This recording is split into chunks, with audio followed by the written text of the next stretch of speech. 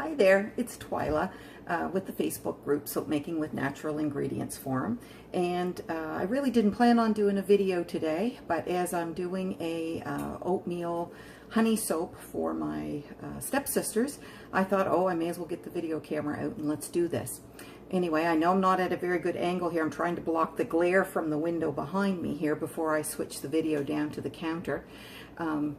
I just want to show you today a cold processed soap that involves honey and some oatmeal, and it's probably one of my favorite soaps that I make, and it's unscented. I just absolutely love the smell that the honey and the oatmeal and the cocoa butter give to this. It's just a naturally subtle sweet smell, so I have a tendency not to scent it with any essential oils. So we're just going to go through that today. And I do it a little bit different, and the one thing that you probably should know is that every soap maker has their own way of doing things, and it doesn't mean that one way is better than another. And the way I tell you today to do it may not be the way that after you experiment a little bit, you may like to do it another way. But this is just an option that's there for you. So anyway, we're going to get started. I'm just going to adjust this a little so you can see.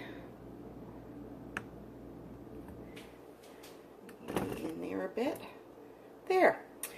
Okay, in this pot here I have my hard oils, and they're almost melted. They'll I may have to stir them a bit there in a little while, but we're going to work on the lye, so probably by the time we get back to these, this will be melted. But my recipe today is a very basic recipe. It only has six oils in it. So for hard oils, it has coconut oil, lard, and cocoa butter. And I'm going to post the recipe at the bottom of the video here afterwards in case you want to use it. The cocoa butter is 15%, the coconut oil is 20%, and lard is at 30%. So that's just my hard oils that's been heated up to melt, and then I add the soft oils, which are back here after, just to help cool this down a bit and get it closer to the range that I'm going to want to use when I'm soaping. But for now, I'm going to set this aside, and I'm going to bring this out. In this recipe today, this is my lye and the liquid that I'm using. So a lot of people, when they make an oatmeal, a soap with oatmeal in it, they grind up the oatmeal or powder it up or use colloidal oatmeal, that type thing. And I did that at first, but I actually have switched to doing it this way, and it's a little bit different. I put half of a cup of oatmeal in 2 cups of distilled water, and I bring that to a boil. I don't boil it long, I just bring it to a boil, and then I dump that whole mixture into my blender, and I give it a blitz with the blender to smooth it out a bit, and then I strain it. And for this recipe, I'm using my Lye Liquid is actually 2 things. I have half almond milk and half of that oatmeal mixture that I just mentioned to you. I don't care for a lot of oatmeal in my soap. I don't like that roughness in it. I find this way you get the goodness of the oatmeal, and it is just wonderful what it adds to the bar. And you'll get the odd little flake that works its way through your strainer, but not a lot. And I also make my own almond milk, and I have a tendency, well, I should say our family, we prefer almond milk of all the milks that we use for some reason. I don't know if it's our water, but we really like the almond milk. And I make my own almond milk, and I usually soak my almonds overnight and then pour that water off. And then I usually put about a cup of almonds in my blender with about 2 cups of the distilled water and blitz that. And then strain that and use that. And that makes your almond milk. I find by soaking the almonds overnight that will give you a creamier milk the next day. But I don't use the liquid that I soak it in overnight the night before. I pour that off and put fresh distilled water. So this has been set in the freezer. It's not froze solid. You can probably see the little crusty edges around the edge. This isn't...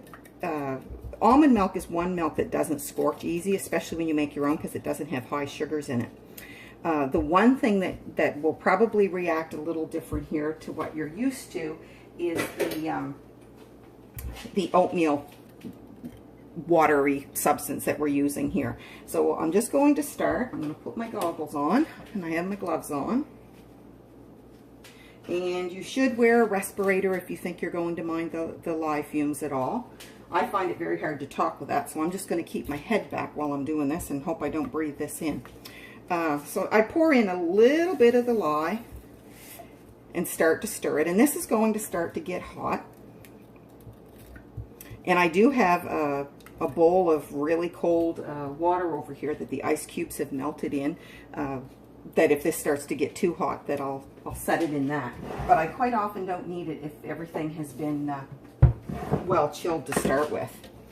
So it has the crusties around the edge, the ice forming around the edge, and you're going to have to stir this a bit to get it to start to dissolve. But just have patience with it.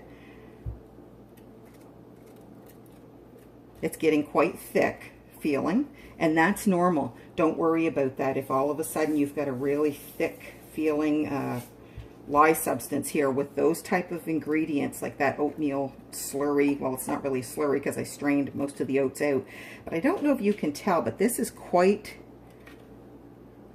thick, and that's okay. That's to do with the oatmeal. I don't know if you can see that or not, but it looks like there's some little chunky things in it, but that's fine. We're going to strain this when we add it into our oils as well. So I don't know if you can see it or not. I hope you can. And right now it's warmed up enough. It isn't hot feeling because it was cold to start with, but now there's none of the ice ledges that were around the edge. It's warmed up that much. But it has gotten quite thick and chunky. So I'm just going to keep adding a little bit of lye at a time and stir it. And I might even, and this is where people get a little panicky because they think, oh my word, now, I don't know if you can tell, but that has gone quite thick and gooey and chunky. And that's okay. There's nothing wrong with that at all. This is because of the oatmeal in it. And I just want you to know that there's nothing wrong with that at all. But because you don't get such a hot reaction, although this is starting to warm up a little bit at the bottom, let me just take a temp here and tell you what it is. It's up to about 119 degrees Fahrenheit there now, so it is warming up a bit. It takes a little bit longer for the lye to dissolve if that's the case, because when everything's really cold to start with, so you may have to stir a bit more. So I'm just going to keep stirring. Now, because that's starting to warm up a bit, I may get out my ice water here and just set it in that. Now let's just see now what that's up to. It's up to 153 degrees Fahrenheit now. So I'm just going to bring this bowl, and this is just some water with some ice cubes that have started to melt, and I'm just going to set that in there while I stir this. And just keep working on dissolving that lye, because you really want to make sure. That's one thing when you're working with a frozen or a very cold lye liquid. Your lye doesn't dissolve as quickly, so don't hurry this process, because if you do, you may end up with a lot of undissolved lye at the bottom. So just very steadily keep stirring and just gradually add. But you can see that that isn't discoloring, but it's not going to discolor a whole lot, because there isn't a lot of sugar in it. Even though it's warming up, there isn't a lot of sugar in the almond milk and the water and oatmeal mixture. But with the heat, when it started to warm up, the mixture started to get a little bit thinner and lose some of the thick pasty, it's still thicker than normal, just water when you use water for lye. But it's certainly not as thick and pasty as it was to start with. I'm going to clean the rest of that out there in a second. So we're just going to keep stirring this. There we go.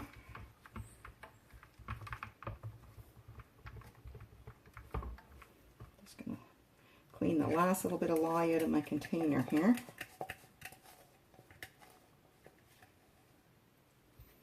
Now in this recipe today, I am using a 7% super fat. This recipe has decent cleansing numbers, a cleansing number of 14 when you run it through soap calc, conditioning number of 53, bubbly number of 18, and a hardness of 42. Today I am soaping with only 25% water when you plug in the water as a percent of the oil weight. So I used around 200 grams of liquid. So it was 100 grams of the oat water mixture and 100 grams of the almond milk. There, so this is, now let's just check the temperature. By putting that in the ice water, yeah, we're down to 98 degrees Fahrenheit. So that has kept that quite nice and cool by putting it in the ice water, because remember it was up to over 150 there Fahrenheit a little while ago. So we're just going to keep stirring that. Now sometimes if this gets really thick and gooey, you can gently put your stick blender in there and give it a little blitz. But if you do, make sure that you have a deep container and make sure that you're well covered, and it's not something to do, you know, probably the very first time you're working with lye. But if it does get a little thick and clumpy, you could do that, but I usually don't have to. By the time we put this through the strainer, it will be fine. There, so we're just going to let that sit while we finish up our oil mixture. Yeah, we're about 91 degrees Fahrenheit there, and we do want to soap a little cool today. Now, my last few lumps of cocoa butter hasn't quite melted. I thought it might, but it hasn't. So I'm just going to pause this and go heat that just a little bit. Okay.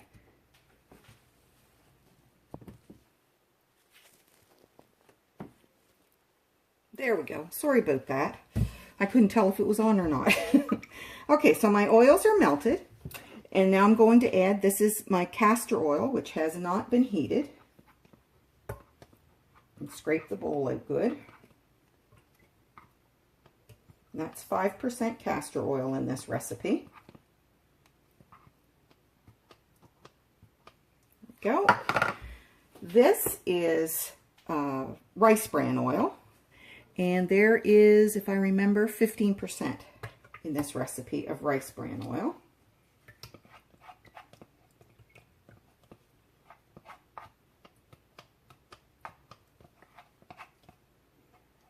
That.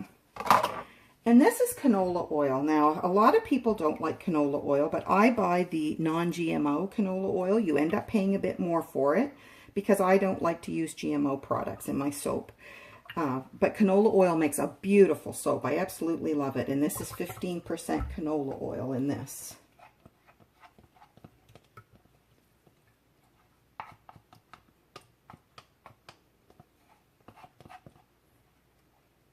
There. So that helps bring the temperature of the oils down, by the hot oils that you've heated, by adding the cool oils that aren't heated. But I still have a feeling I'm going to have to stick this in the sink for a little bit. It's 112 degrees, so I'm just going to sit this over here in the sink with some of this cold water and just let it cool a little bit more. So our lye solution here is fine. It's quite thick, as you can see, but that's fine. And when we add that, we're going to strain it. But I'm also going to add a teaspoon of sodium lactate. And sodium lactate, actually I'm going to add about 1.5 teaspoons to this. I usually use around 1 teaspoon per pound of oils. And this recipe has 800 grams. So I'm going to use, I think I technically should be using about 1.7. So there we go.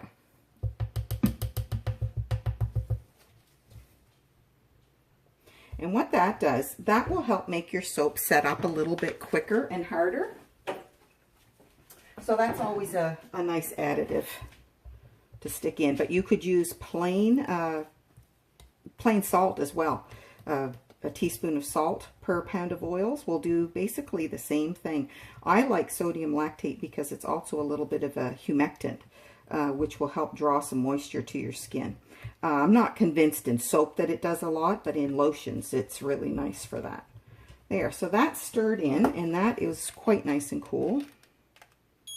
Yep, that's at 89. And let's see how our oils are coming over here in the sink. Well, they're down to 108, so we're going to let those finish cooling. Now this container here has my honey in it, and I just have it in a little dish sitting in some warm water, and I'm going to give that a stir when the time comes and add that to our, this is raw honey, and it is, I usually put 1 tablespoon of honey per pound of oils, so this is 1.7 tablespoons. And it has a little bit of distilled water stirred into it, and just warmed it up there in this bowl of warm water just to mix together so that you don't get hard lumps of honey that won't stir into your soap good. And we're going to add that. Some people add that to the oil at the start before they even add their lye mixture, and some people add it at trace. I have a tendency to stir it in once I get to trace and take it from there.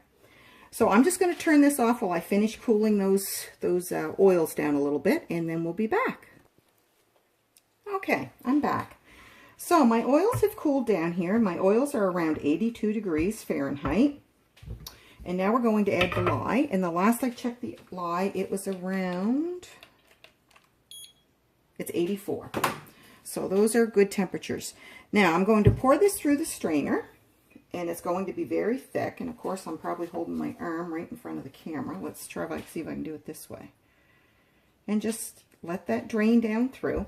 But one thing to keep in mind when you're working with a soap that you're adding honey to, or any additives with sugar that's going to heat your soap up, is if you start with a really high temperature to start with, and then you have your sugars in it, that's going to make the reaction even hotter, and you're going to have a much higher risk of the soap volcanoing out of the mold or heating and cracking, that type thing. So anytime you're working with sugars, keep your temperatures lower,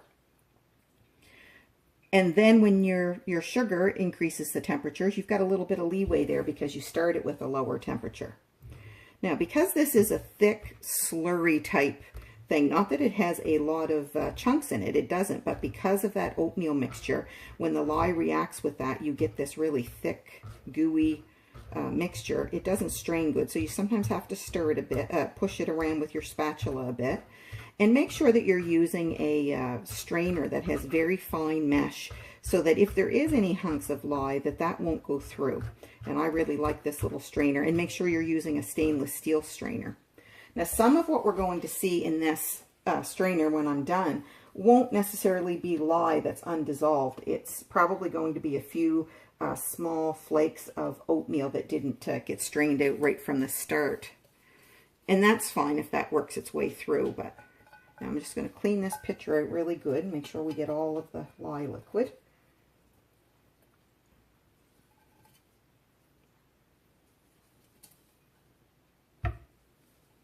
There we go. And then we'll finish working that through the strainer here. And it's going through nicely.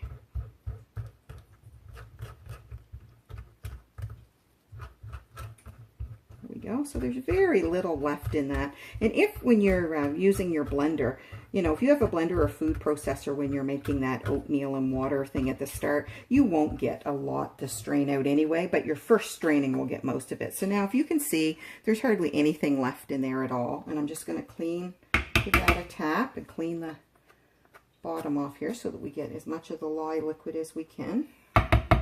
There. So, that's that.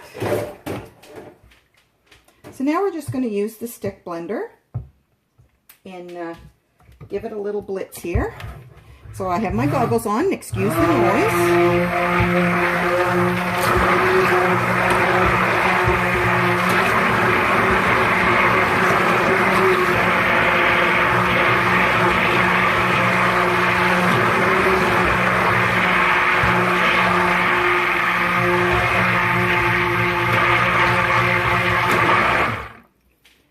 Now, this is probably where I'm going to add my honey at this point. So We're not really at trace here. We're more on our way to, on our way there, but we're not there yet.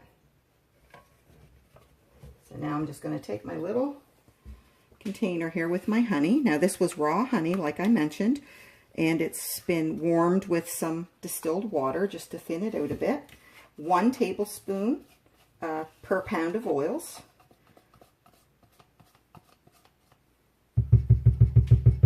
There. So once I'm going to use my stick blender there and get this a little bit further along. And I'm going to pour it in this little mold. This is for family use only, so I'm not doing anything fancy. Like I said, I'm not scenting it at all because I just love the smell of the, not that you get a lot of the cocoa butter smell, but it does contribute a sweetness to the oils. And I love the smell of honey and oats in a soap. So I'm just going to pause you while I get this a little bit thicker and get it closer to being ready to pour in the mold, just so you don't have to listen to the stick blender. I'll be right back. Okay, so we're at a good trace here now, and as you can see, when I drizzle that, you can probably see that that we've got a good trace pattern showing on top there. Now, I want to just take the temperature here, because we started at 82 and 84 degrees. But with the sugar in this and with the lye reaction, we're now up to about 94 degrees Fahrenheit. And that's going to continue to rise in temperature. So you do have a couple of options with a honey soap or with a any soap that has sugars in it. You can choose to stick them in the freezer for a few hours, or stick them in the fridge to try to prevent gel or to prevent them from overheating. Sometimes with a honey soap or one with a lot of sugar, even putting them in the fridge or the freezer, you may get a partial gel in the center from the heat of it. So that's one reason why it's good to start with a lower temperature right from the start.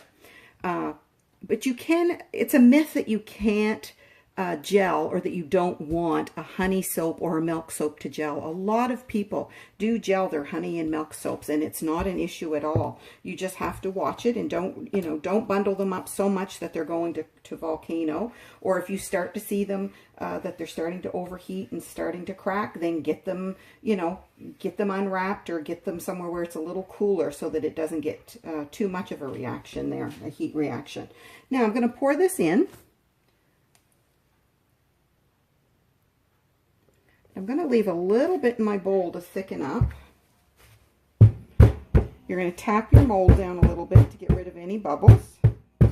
Sorry for the noise while I'm tapping here. But I like sometimes to just let my, you could do a swirl with a chopstick in the top of that just to design it once it sets up a bit. Use some spoons to, use a spoon to make like a nice crested peak down the center. A lot of people with a honey soap, they will actually cut bubble wrap and put a piece in the bottom or a piece on the top or both, so that you get that honeycomb appearance on your soap. And I've done all of that. But I quite often, when I'm just working with soap that's going to be for my family and for myself, I just I like the looks of some of the soap batter just plopped on the top after it thickens up a bit. And it just makes a very unique looking bar of soap, and that's probably what I'm going to do today, is just let this thicken up here in the bowl a bit and then plop it on the top. And I'll show you that when I get to that stage. And I am definitely going to, at the end of this video, I will show the soap unmolded and then cut the soap and show you the soap when it's finished. And I will, like I said, I will post the recipe. But the one thing I did want you to see is that there's different ways to add oats and honey. And a lot of people like just the ground up oats in theirs, and that's fine. And you may like that better, but I really like making this oat liquid that I use for the lye. I love what it does to the feel of the soap and how creamy and nice the lather is with that. So I'm just going to let this finish thickening up a bit and come back and plop that on the top, and I'll pause that and come back when that's ready to do. Okay, I'm back. So this is thickened up a little, so I'm just going to drizzle a little bit of that across the top here.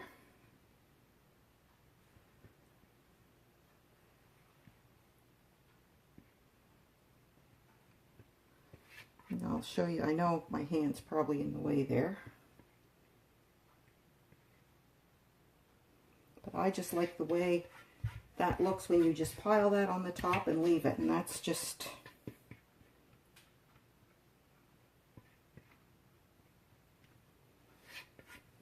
there. The last little bit of this.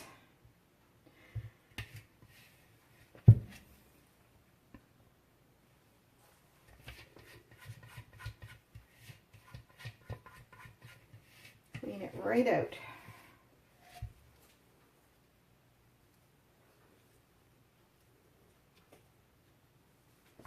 There. So that's that. Now, like I said, you can either gel this or not gel this, whatever you want to do. If you do gel it, you will get a little bit more of a caramelly smell from the honey, a sweet smell, which I really like. And if you don't gel it, it will stay more of this creamy look. So right now, that temperature, I'm going to do the side down here. It's around 95 degrees, so it's still quite warm there, but it's going to get warmer as it gels. Anyway, I'm going to come back and show you the cut later. I do want to point out that this was made with a 25% water, and if you are just starting out soaping, you may want to do a 33% water or a 28. And if you do, you may want to, if you use full water, you'll be more prone to get soda ash. So one thing that you can do to prevent that is give your soap a little squirt with some alcohol. And that will help prevent soda ash, and you can do that a couple times while the soap is setting up. And but with 25% water, I probably won't get any soda. Hi there, I'm back with the finished soap. After I had shut the video off, after we had the soap in the mold, my mold went in a preheated oven. The oven had been preheated for 15 minutes or so, just at around 170, just on the warm setting. And then the oven had been shut off, and I put the mold in the oven, and in about an hour it gelled in the oven. No cracks, nothing at the top that showed that it overheated at all. It did very well. So it's all cut here. It does need to be cleaned up. As you can see, the edges haven't been smoothed out or cleaned up yet, but it's a wonderful soap, and a little bit darker where it gelled than it would be. It's more of a golden tan color there now, whereas if I had put that in the freezer, it would have been more of a creamy, probably off-white. Anyway, it smells absolutely wonderful. You can smell that hint of the cocoa butter. Not a real cocoa smell, just a nice sweet smell to go along with the honey, and it's going to be a really nice soap. So I just wanted you to see what I use for oats and honey, that I don't use your traditional oats ground up in my soap, that I like to use that oat water mixture for my lye water, and it makes a really nice soap. So thanks for watching, and happy soaping.